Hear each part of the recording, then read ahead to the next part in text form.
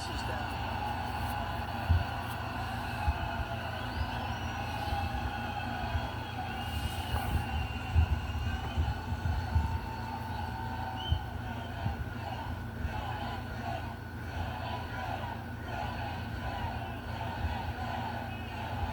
Thank you. And just so you know, they stopped it, and it was terrible what they did. That's what caused the whole problem in the country, even with supply chains. I mean, it just caused a problem. And then they said, oh, go back to the Trump plan. Now they're drilling. But the day after the election, if they win this election, the drilling stops. They're only doing this for purposes of getting elected. They said, let's go back to what Trump was doing. But the prices are still way high. You see $5 a gallon now for gasoline.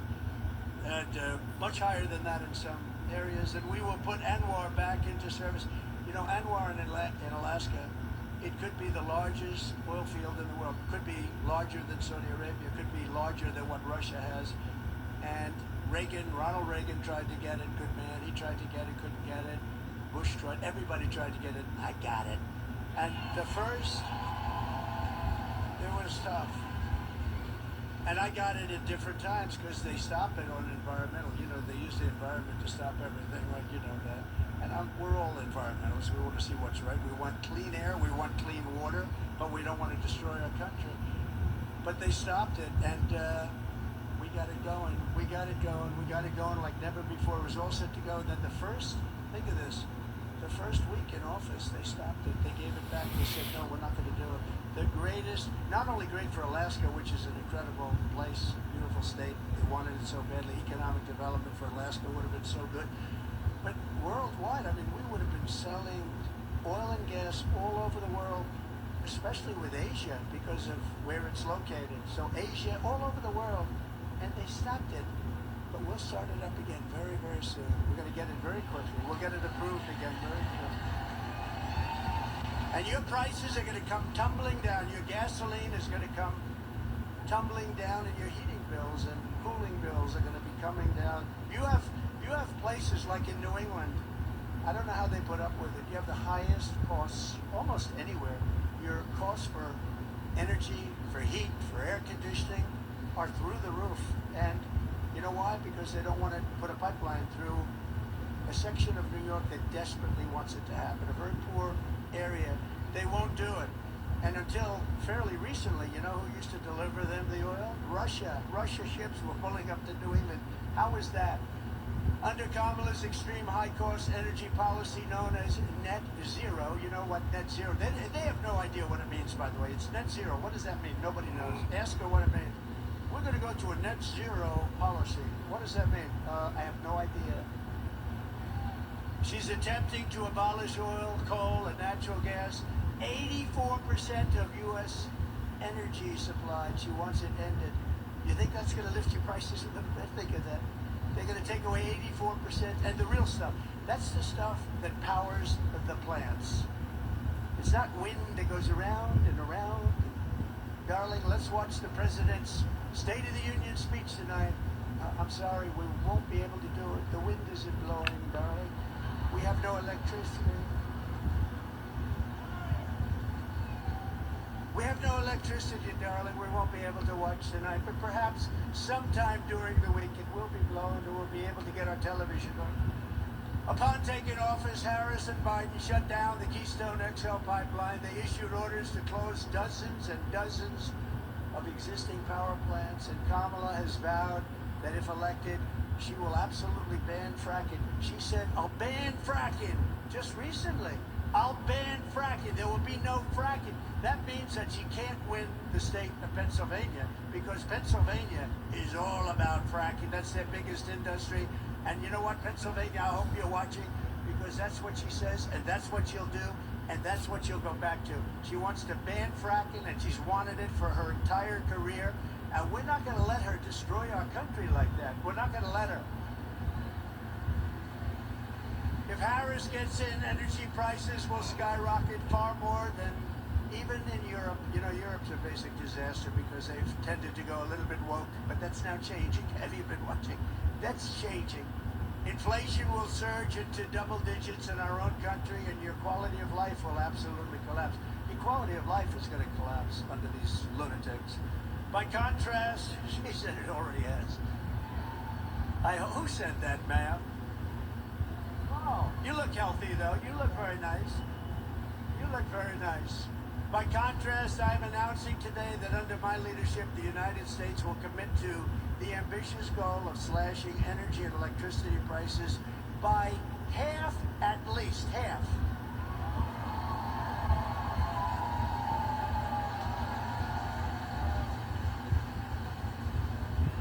We intend to slash prices by half within 12 months, at a maximum 18 months. And if it doesn't work out, you'll say, oh, well, I voted for him. I still got him down a lot, but we're looking to do it. We're looking to cut him in half, and we think we'll be able to do better. And every single thing that I promised, I produced. Every single thing.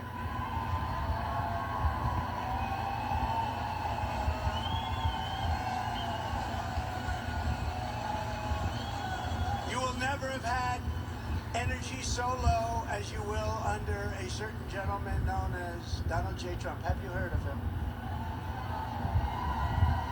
So we think your energy bills will be down by 50 to 70%. How good would that be for a thing called inflation?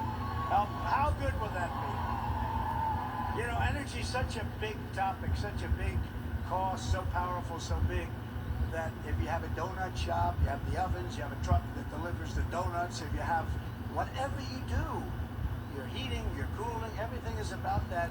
That's where they really blew it. They blew it with too much borrowing. They blew it with wasting $9 and $10 trillion on the scam, the great scam in history. There are a lot of scams that they worked on.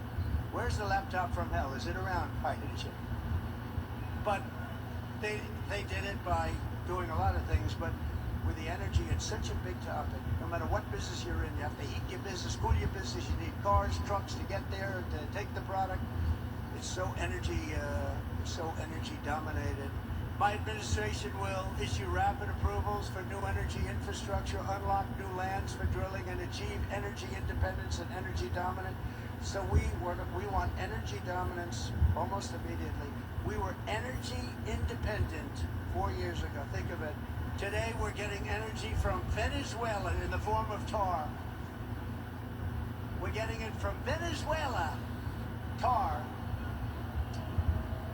You ever see what it is to make oil out of tar? They have tar. They have a lot of tar.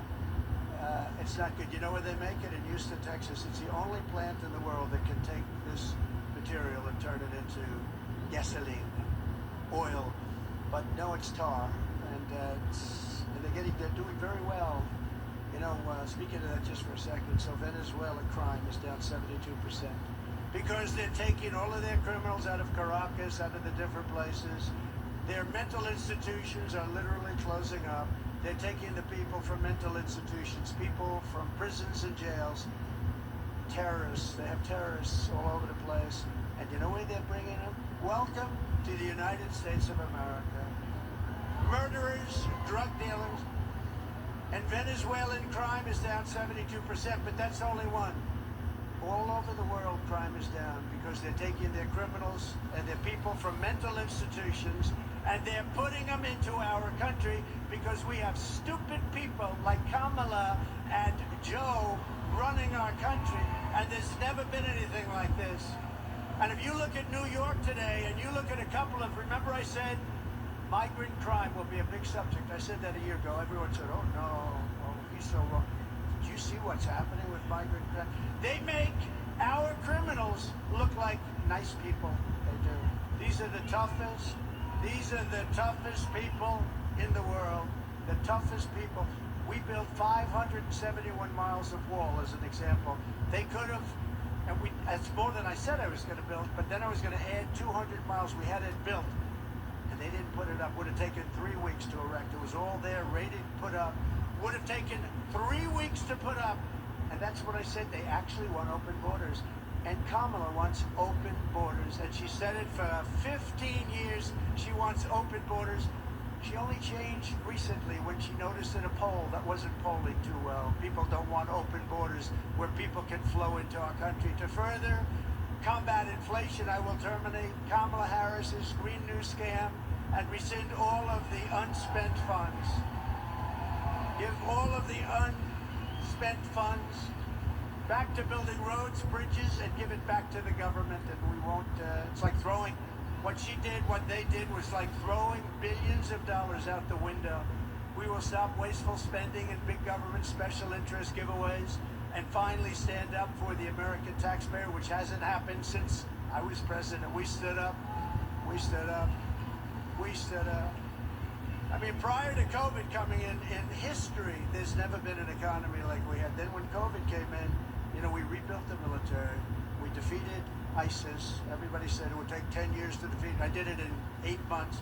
We rebuilt that whole, we did so many things, and we created the greatest economy. I get a lot of credit on everything, including the economy.